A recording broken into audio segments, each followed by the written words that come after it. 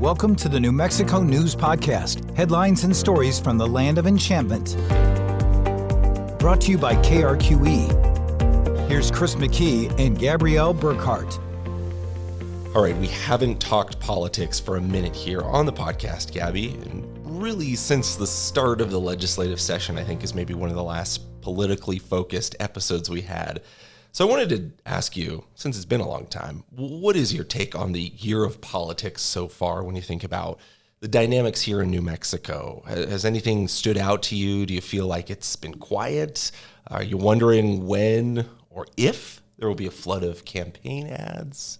You know, obviously there's a lot of divisive issues here locally on a global level. You know, we've seen a lot of campus protests, obviously, not to mention there's a lot happening on the national stage. We just had a Republican frontrunner for the presidential campaign.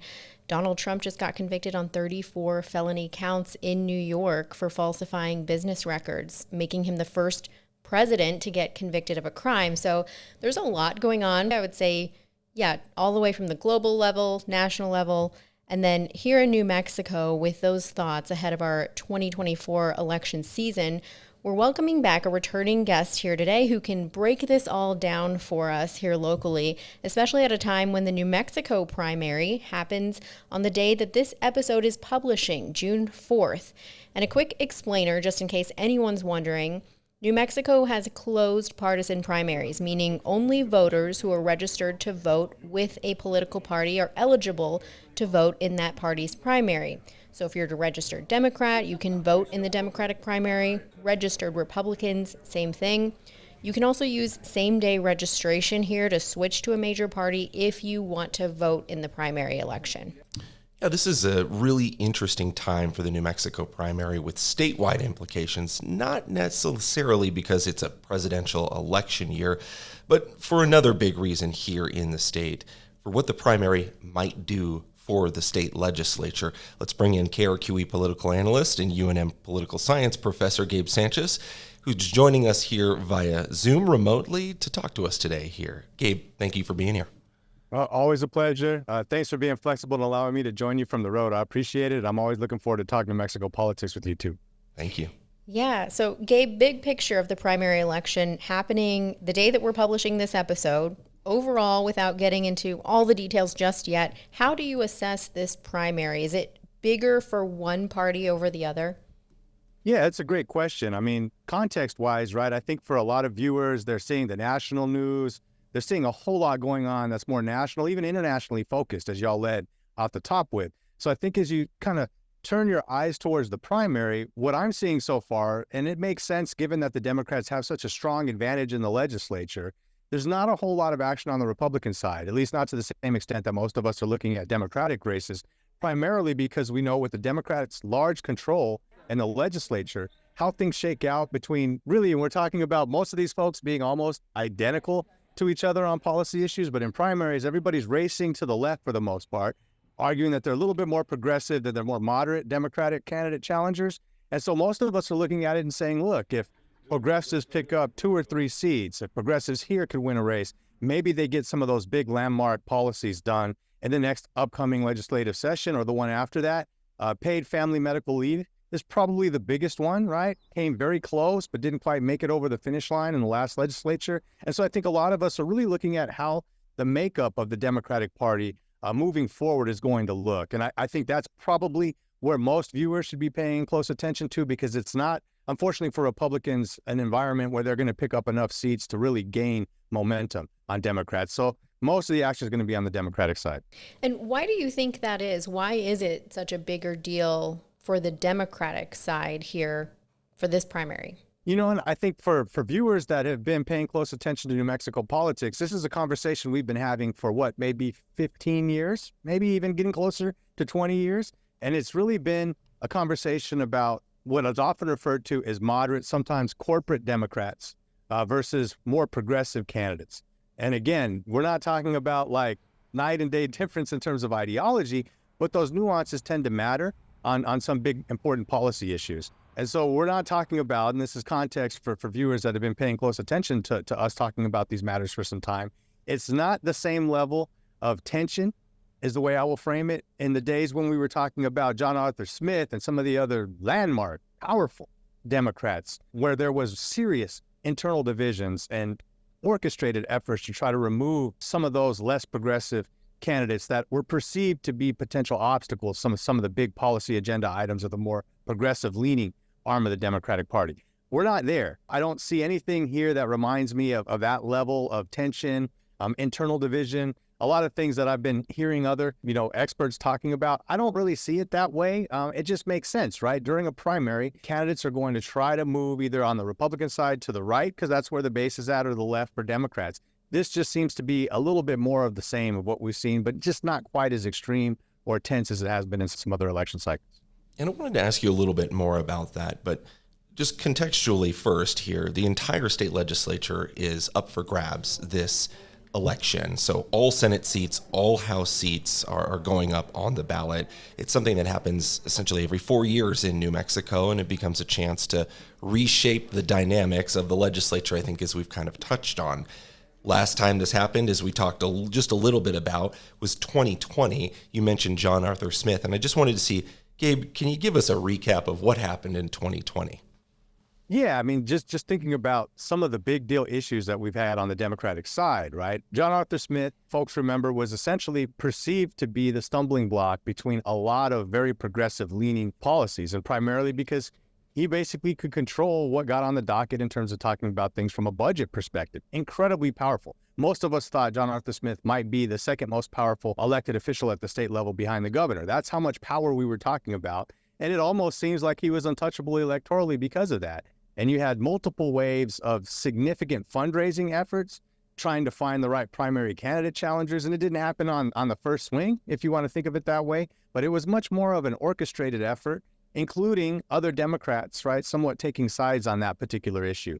And I think the reason why I referenced that is that was a huge win for progressives, right? It gave them momentum. It basically told them our strategy can work, right? We have the ability to take out a John Arthur Smith. Why can't we look at some other Democrats that we might not perceive are with a more progressive-minded agenda?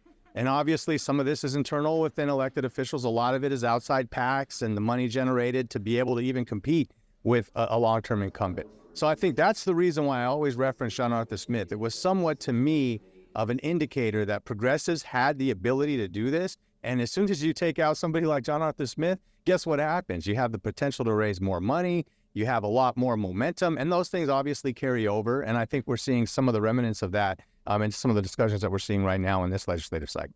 And with that 2020 primary, it was the midterm for Governor Michelle Lujan Grisham's first term. A significant number of big-name Democrats, like you said, in the Senate were ousted. Those who were more conservative Democrats, Clemente Sanchez, Mary Kay Pepin, John Arthur Smith, to name a few. Legends, Mexico legends. Clemente Sanchez, John Arthur Smith, et cetera, yes.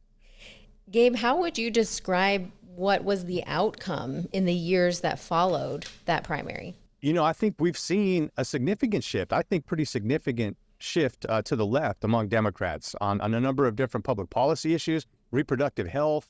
You've got a lot of things that, remember, align with where national politics were formulating. And a lot of this obviously follows the trends of what's going on nationally and with national money.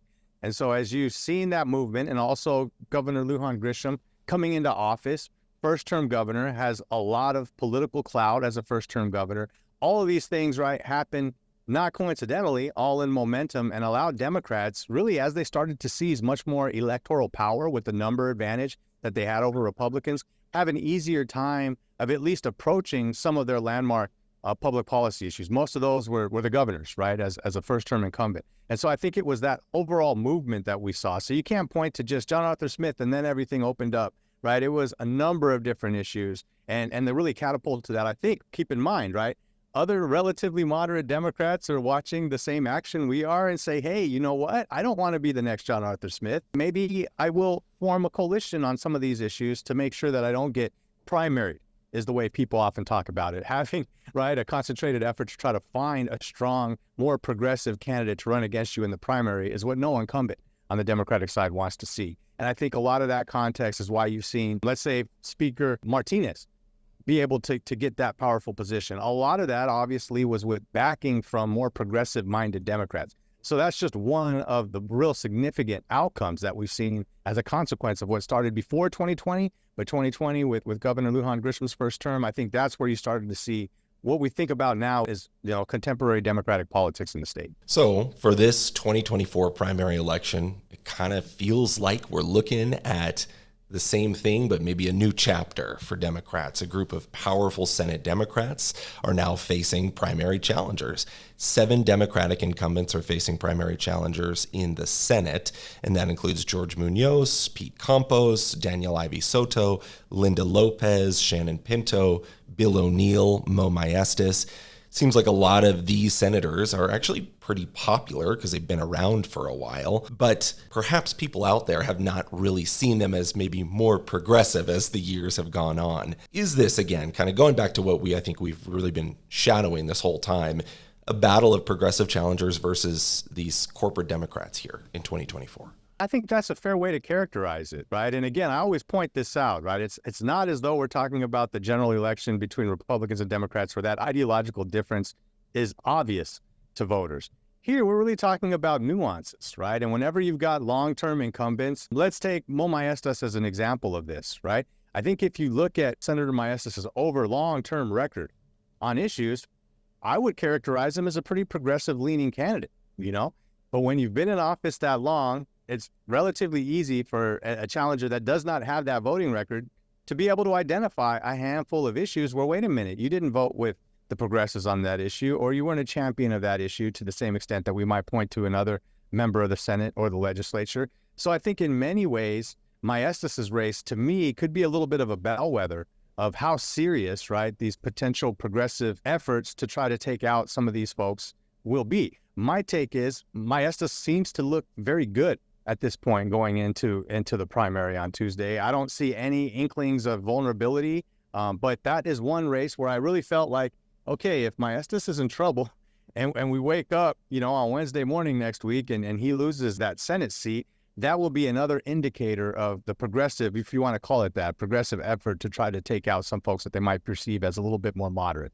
I think that's one good example. The one everybody's watching is Ivy Soto, and that has a lot less to do, obviously, with the internal dynamics of policy as it is, right, the context of the other issues surrounding Ivy Soto and all of those allegations that he's had. That's much more of, I would refer to that as the entertainment value for voters, right? That's what people are going to be paying attention to, but it still fits the same overall notion of an incumbent who's often framed as a little bit more moderate than a more progressive challenger. So you can put that one in there as another one to watch. The context behind that one, to me, makes Ivy Soto more vulnerable. I would not be surprised if that race flips against him, but I think that will be more about the context, if you will, than it will be about this progressive moderate dynamic that's the bigger picture within the legislature. It sounds like there may have been a trigger point from the last legislative session. Gabe, why do you think that this is happening again? For one thing, right? I mean, it's New Mexico politics. We've always got to have something to debate. There's always got to be some dynamics, right? It's never going to be a vanilla political state. That if it does, I won't have as much to talk about, right? I mean, that's New Mexico politics. When people say, if you want to get a PhD in politics, move to New Mexico, that's what they mean. We've always had that banter, that dynamic. That's part of what makes New Mexico such a beautiful place is that dynamic. So I think some of this is just, of course there's going to be some challenges within the legislative dynamic. But what I think this got a little bit more momentum definitely was Paid Family Medical Leave Act. I think that has been an issue Democrats, particularly progressives, have wanted to pass for some time. My 2 cents on this is a sound policy. We could debate the internal dynamics of who all should be covered, how should be paid for, all of those things, right? But on its face, I've always thought this was just good policy for the state. And so I thought this was one, if it did not pass, was definitely going to be something that could generate these challenges against people who didn't vote in favor of it. And remember, it came down to a really, really close vote. It got closer than I thought it would. And when you get something that close, obviously, right, remember, fundraising is big on this. The folks that are trying to raise money to find strong progressive candidates and make them viable with fundraising, they can go to the funding dynamics and say, look, we were this close to getting this huge policy victory. All we need is 2 seats. All we need is 3 seats. And this is essentially how it works, right? And so at the end of the day, I think that was the real catalyst, right? Again, for progressives to say, look, we're this close. if we've done it before, if we can do it again, get that policy passed, it builds even further momentum for the quote unquote progressive wing of the Democratic Party.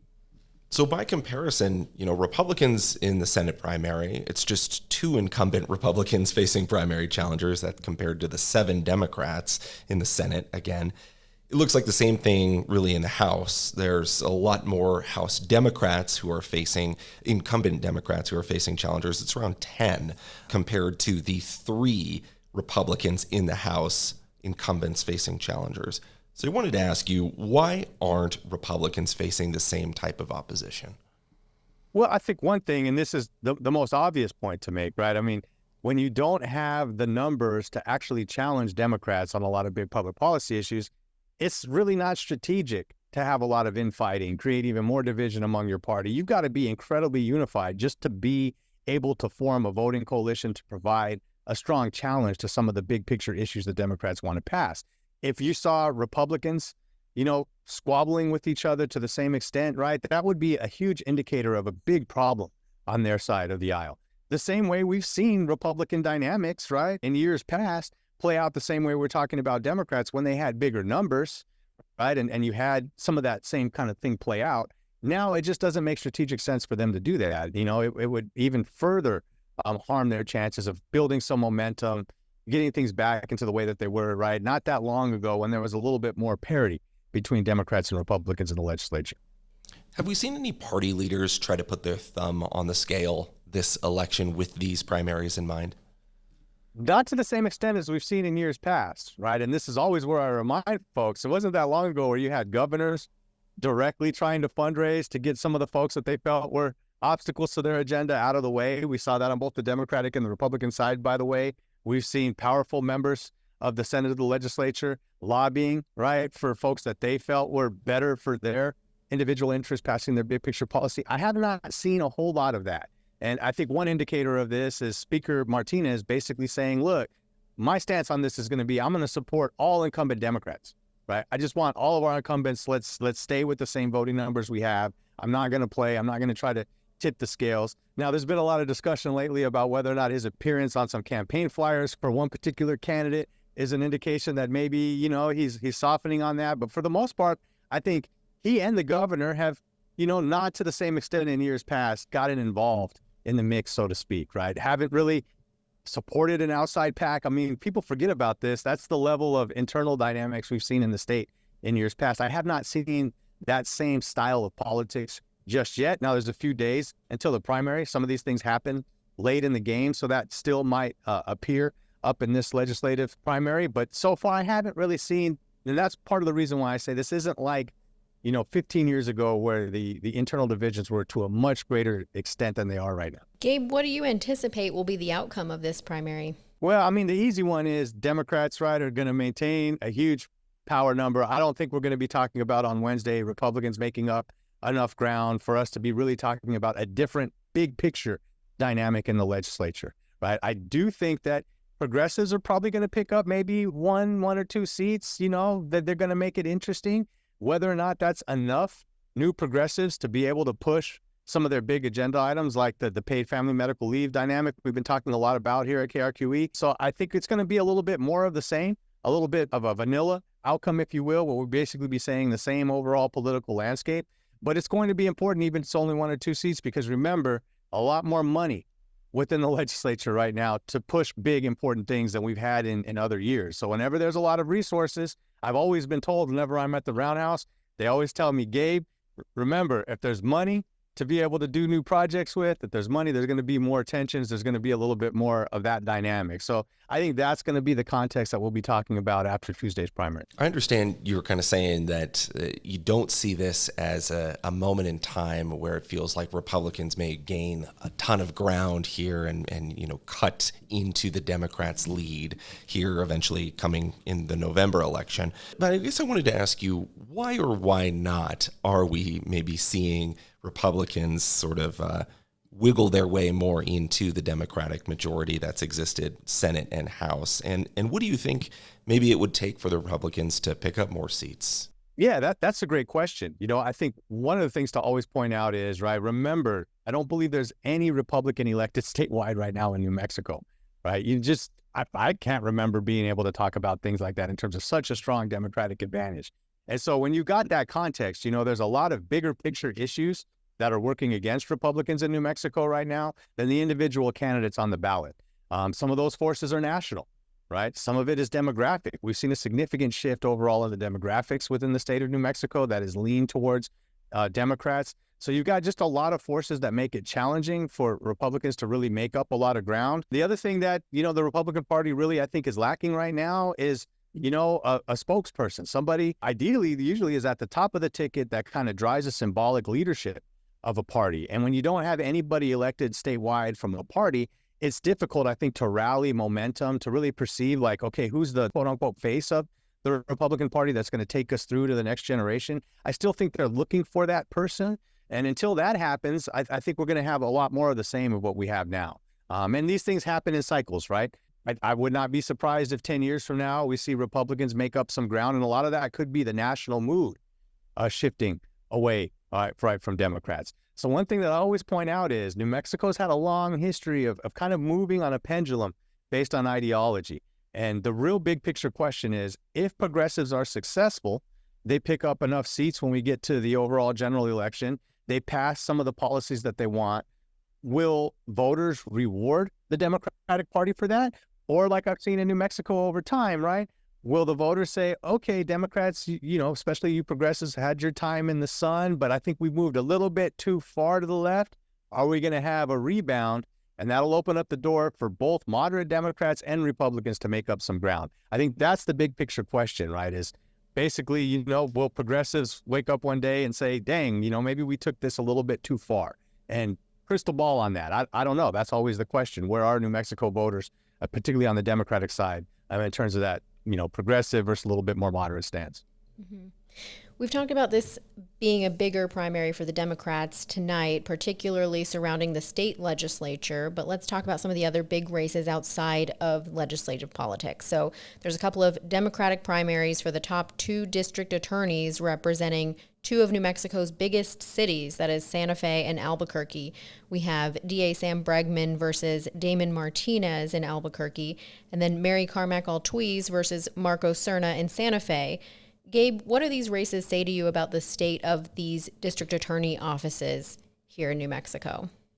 DA races, that's much watched. That's what I will be paying close attention to as some of the most interesting races on the ballot. And I think the reason why there's more attention being paid to these races than there were in previous generations is I think you've been able to see people utilize, right, the district attorney office to catapult them to other things, whether that's attorney general, which also has become much more of a powerful position, the attorney general role in the state of New Mexico. So we look at these races, independently, because crime is arguably the most important issue to voters, right? DAs matter big time to that dynamic. So that increases the saliency of the DA's races. But then you also think about the long term and like, okay, whoever wins, particularly out of the Albuquerque region, when we're talking about, Bregman and so forth. I mean, that's the race where a lot of people think, okay, that person could be the next attorney general, which is a hop, skip, and a jump from being able to run for some of the bigger races, governor, senator, if a seat opens up. So I think that's the context in which these DA races, which usually we don't spend a lot of time talking about, have a more importance in this election cycle. But I think the main reason is, if you ask me what's the number one issue most voters are thinking about, is crime. And so I think that elevates the status of those races to a lot of voters.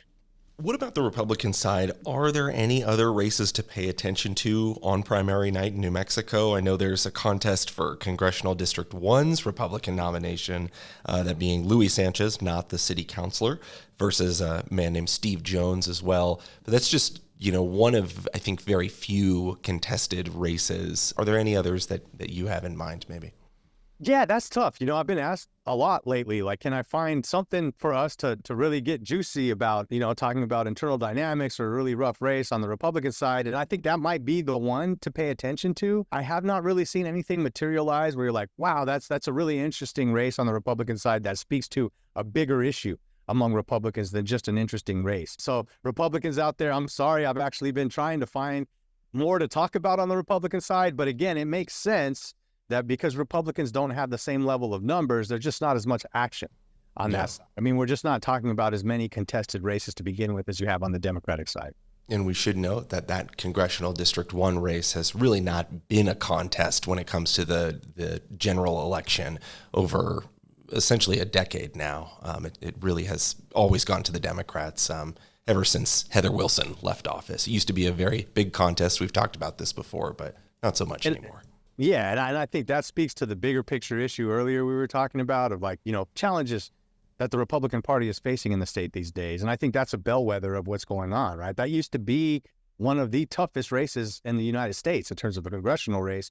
Now, right, we can talk about the Republican primary side of it, but whoever wins, they're not going to win the general. That's an easy thing to be able to project. So I think that speaks also just the bigger picture of Republican versus Democratic dynamics in the state.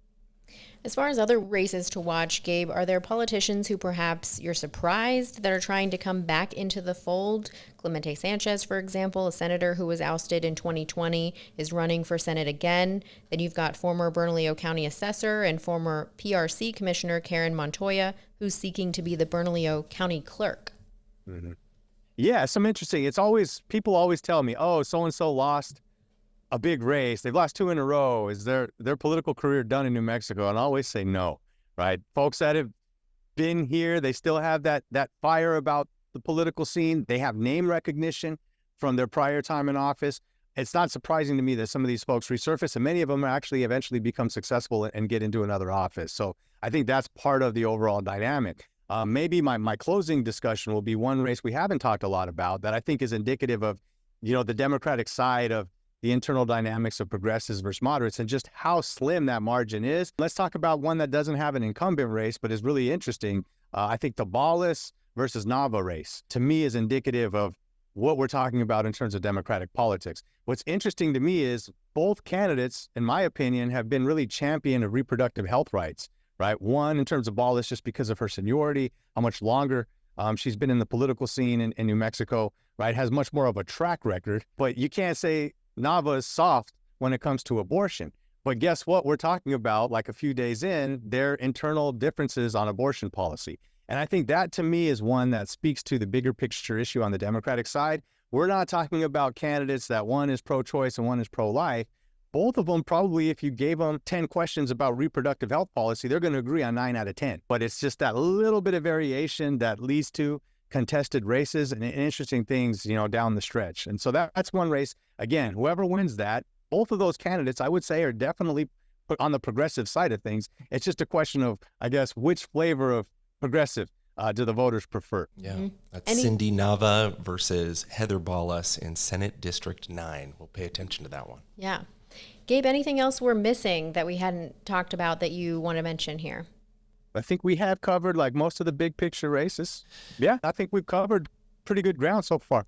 Cool. Well, it seems like this should be a very interesting primary to pay attention to. And I guess based on this, we'll see if it will have any flags or indicators for what we should expect here in November. Absolutely. There's always going to be something interesting and unexpected that will occur in the primary. And so I know we'll probably be back together talking about those outcomes and what they mean for the overall implications of the state sometime soon. All right. Well, Gabe Sanchez, thank you so much. Appreciate it. Appreciate y'all. Again, a big thanks to Gabe Sanchez for joining us here for this episode about the primary election.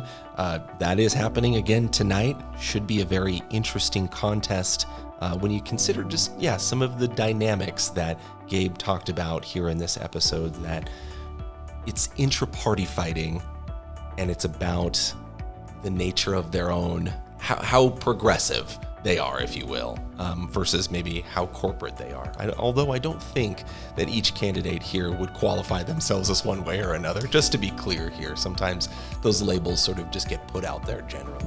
Yeah, for sure. And if you're listening on the day this episode publishes, polls close at 7 if you are voting in the primaries. But if you're listening on another day, well, that happened on June 4th, but we will be sure and keep you posted on the outcomes of that online and on air and KRQE. And again, general election, presidential year is November 5th, so we are inching closer to that day as well. As always, thanks for listening. If you've got story ideas, feel free to reach out. I'm Gabrielle.Burkhardt@KRQE.com and GBurkNM on social media. And I'm Chris.McKee at KRQE.com, also at Chris McKee TV. Thanks for listening.